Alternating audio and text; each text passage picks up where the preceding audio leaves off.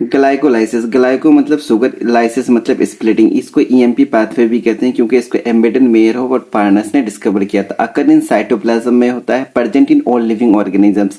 Glucose is converted into glucose 6-phosphate with the utilization of 1 ATP. ATP is converted into ADP.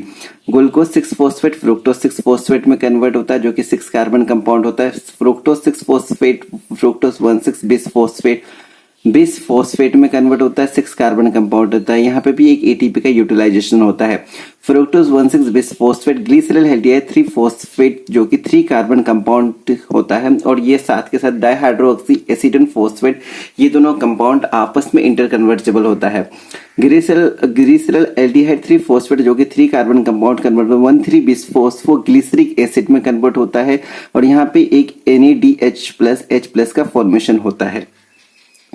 1,3 बिस phosphoglyceric acid 2,3 phosphoglyceric acid में convert होता है। फिर ये 3 phosphoglyceric acid 2 phosphoglycerate में convert होता है।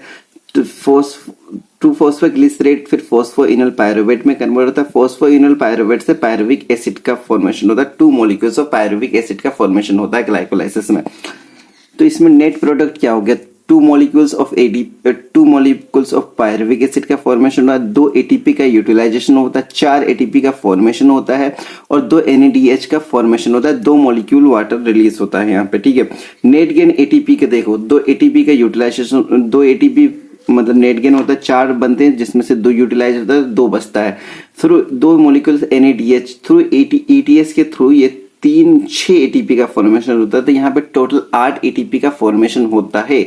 अगर आपसे पूछेगा यहाँ पे नेट फॉर्मेशन ऑफ एटीपी का बात करें तो यहाँ पे 2 मॉलिक्यूल्स एटीपी का फॉर्मेशन होता है और 2 NADH का फॉर्मेशन होता है। अगर थ्रू ATS के थ्रू बोले तो 8 मॉलिक्यूल्स का यहाँ पे फॉर्मेशन होता है।